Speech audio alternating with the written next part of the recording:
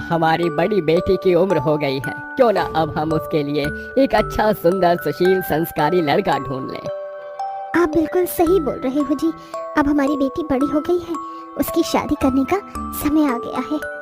उस दिन के बाद से मोहन अपनी बेटी के लिए रिश्ता ढूंढना शुरू कर देता है और देखते ही देखते कुछ दिन बीत जाते हैं और एक दिन पंडित घर पर एक रिश्ता लेकर आता है। भाई साहब और बहन जी, मैं आपकी बेटी के लिए बहुत अच्छा रिश्ता लेकर आया हूँ। ये देखिए, इस लड़के का नाम मुकुल है और खुद का बिजनेस है। घर परिवार भी अच्छा है, आपकी बेटी बहुत खुश रहेगी। मुकुल की तस्वीर देखकर मोहन और कविता दोनों को मुकुल बहुत पसंद आता है, जिसके चलते वो पंडित से रिश्ते की बात आगे बढ़ाने के लिए कह देते हैं। कुछ ही दिनों बाद शादी का दिन आ जाता है। शादी वाले दिन सेजल दुल्हन के जोड़े में तैयार होकर अपने कमरे में बैठी होती है। तभी उसके कमरे की खिड़की से उसका एक्स बॉयफ्रेंड ताप कर कमरे में आ जाता है। सेजल, तुम पागल हो गई हो क्या? पता है ना मैं तुमसे कितना प्यार करता हूँ। तुम्हारे साथ गरीबी में थोड़ी ना रहूंगी। समझती क्या हो तुम मुझे? अरे मैं बहुत बड़ा बिजनेसमैन हूँ। तुम्हारे होने वाला पति मेरे आगे कुछ भी नहीं है, मैं उससे ज्यादा कमाता हूँ। तुम इतनी जल्दी अमीर कैसे हो सकते हो? मैंने खुद का बिजनेस शुरू किया था और अब मैं उस बिजनेस से लाखों रुपए एक दिन का काम कर रहा हूँ। मुंबई में मेरा बहुत बड़ा बंगला है। ऐसी बात है तो रुको, मैं तुम्हारे साथ भागने के लिए तैयार हूँ। फिर उसके बाद हम शादी करेंगे और यहाँ से मुंबई चले जाएंगे। सेजल सुधीर की बातों में आ जाती है, जिसके बाद वो भागने से पहले एक बार अपनी बहन के कमरे में जाती है और उसे कहती है, मेरी बात को ध्यान से सुन। तुम्हें पता है ना, पिताजी ने मुझे मॉडल बनने के लिए मना कर दिया था, लेकिन उनसे चोरी छुपे मैंने अपने लिए फॉर्म फिल कर दिया था और अब मेरा ऑडिशन है, वो भी आज ही है। मुझे जस्ट अभी पता चला। देखो मेरी प्यारी बहन, मुझे ऑडिशन देने के लिए जाना है। बस मुझ पर एक उपकार कर दो, तुम घूंघट करके डोली जाने तक रहना। कंपटीशन जीतने के बाद मैं सबको सब कुछ बता दूंगी।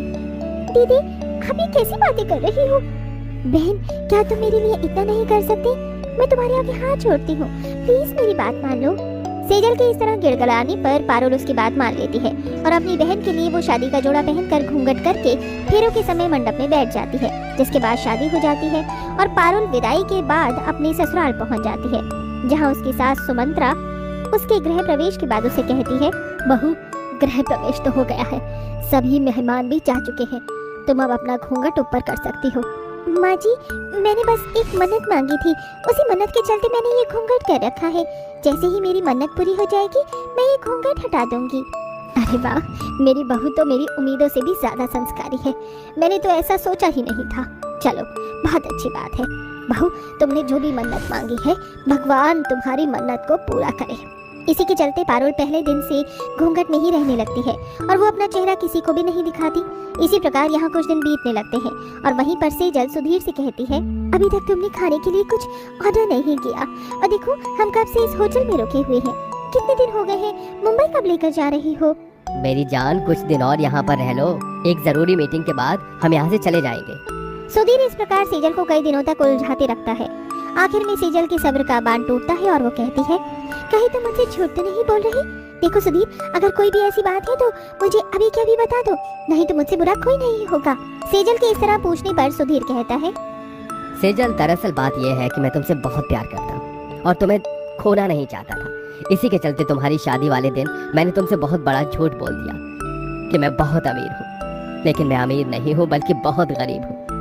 ये सुनते ही सेजल सुधीर के मुंह पर एक जोरदार तमाचा मारती है। तुम्हारी हिम्मत कैसे हुई मेरे साथ इतना बड़ा धोखा करने की? तुझे तो अब मैं बताऊंगी। जेल की हवा न खिला दी तो मेरा नाम भी सेजल नहीं। सेजल ऐसा कहकर होटल से बाहर निकल आती है और सीधा पारुल के ससुराल में पहुंच जाती है, जहां वो घूंघट में खड़ी पारुल से कहती है, बहन, तुमने मेरी बहुत मदद की। दरअसल मेरे साथ हुआ ये कि मैं वहाँ ऑडिशन के लिए तो गई पर सेलेक्ट न हो पाई। इस गम में मैं बहुत ज्यादा परेशान हो गई थी और अपनी सहेली के घर कुछ दिन रुक गई। तुम्हें तो पता है ना सारी सच्चाई के बारे में। इन सभी को बता दो कि इस घर की बहू मैं हूँ, तुम नहीं। अपनी बहन को सामने देख पारुल उस समय अपना घूंघट ऊपर करती है। घूंघट के नीचे सेजल को ना देख बल्कि पारुल को देखकर मुकुल, सुमंत्रा, कैलाश सभी हैरान रह जाते हैं। कैसा तमाशा है यहाँ पर, मुझे कुछ समझ नहीं आ रहा। हमने तो सेजल से अपने बेटे का रिश्ता जोड़ा था, लेकिन सेजल यहाँ पर है और घूंघट के नीचे पारुल तुम क्या कर रही हो? दरअसल शादी वाले दिन सेजल दीदी का एक कंपटीशन था, वो मॉडल बनना चाहती थी। पिताजी ने उन्हें इस चीज की परमिशन नहीं दी थी और वो अपने सपने को पूरा करना चाहती थी। बस इसी के चलते मैंने अपनी बहन की मदद करनी चाहिए, जो कि मुझे ऐसा नहीं करना चाहिए था। मैं आप सभी से माफी मांगती हूँ। मैं भी आप सभी से माफी मांगती हूँ। मुझे भी इतना बड़ा कदम नहीं उठाना चाहिए था। मुझे माफ कर दीजिए और इस घर की बहू के रूप में मुझे स्वीकार कर लीजिए। सेजल के ऐसा कहने पर मुकुल, कैलाश और सुमंत्रा सभी सोच में पड़ जाते हैं।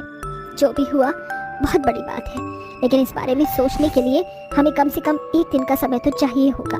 सुमंत्रा के ऐसा कहने के बाद सभी लोग अपने अपने काम करने लगते हैं। उस दिन सेजल उन्हीं के घर में रुकती है। रात को सोने से पहले सेजल अपने दिमाग में सोचती है, अच्छा हुआ जो मैंने अपनी बहन से झूठ बोल दिया, वरना तो मेरा ये हाल होता, धोबी का कुत्ता न घर का न घाट का। अब मुझे कम से कम मेरा ससुराल तो मिल जाएगा और ये लोग भी बहुत अमीर हैं। ऐसा सोचकर सेजल सो जाती है। तो वहीं अपने ससुराल को इतना समझने और करीब आने के बाद पारुल को बहुत दुख होता है और वो सोने से पहले खुद से कहती है, क्या मुझे ये पूरा परिवार छोड़कर वापस अपने घर जाना होगा? सब लोग मेरे बारे में क्या सोचेंगे? मुझे तो कुछ समझ ही नहीं आ रहा। दोनों बहन इसी प्रकार इस तरह सोचकर सो जाती हैं। अगले दिन जब सवेरा होता है तो सुमंत्रा पारुल और सेजल को बुलाकर उनसे कहती है, देखा जाए तो इस घर की बहू सेजल ही होनी थी, जो कि ना हो पाई। लेकिन हर इंसान से एक गलती हो जाती है और उसे दूसरा मौका देना चाहिए। इसी के चलते हम सभी ने फैसला किया है कि हम सेजल को एक मौका देंगे। ये सुनते ही पारुल की आंखों में नमी आ जाती है। तो वहीं सेजल बहुत खुश होती है। लेकिन तभी वहाँ सुधीर आ जाता है और उसी समय सभी के सामने सेजल की सारी पोल पट्टी खोल देता है। आप लोग जिसे घर की बहू बनाने की सोच रहे हो, दरअसल वो तो एक आस्तीन का सांप है। अरे ये लड़की इतनी लालची है कि मेरे ये कहते ही कि मैं बहुत ज्यादा अमीर हूँ मेरे साथ अपनी शादी वाले दिन भाग गई, और जब इसे पता चला कि मैं बहुत गरीब हूँ तो मुझे छोड़कर आप लोगों के पास आ गई। इसने अपनी बहन के बारे में भी एक बार नहीं सोचा, और इस जैसी लड़की को आप इस घर की बहू बनाना चाहोगे? अब फैसला आपके हाथों में है। ये सुनते ही पारुल के पैरों तले जमीन खिसक जाती है और वो अपनी बहन से कहती है, आप अपनी छोटी बहन के साथ ऐसा कर सकती हो दीदी? मैंने कभी अपने सपने में भी नहीं सोचा था कि मेरी बहन मुझे ही धोखा दे देगी। जब सच्चाई सामने है तो अब हमें इसे झुठला नहीं सकते। इस घर की बहू पारुल है तो पारुल ही रहेगी। सेजल, तुम इस घर की बहू नहीं बन सकती। सेजल की सच्चाई सामने आने के बाद सेजल सभी से माफी मांगती है और खास तौर पर वो अपनी बहन पारुल से भी माफी मांगती है, जिसके बाद वो उसकी जिंदगी से हमेशा के लिए चली जाती है और पारुल अब बिना घूंघट के अपने ससुराल में खुशी खुशी रहने लगती है।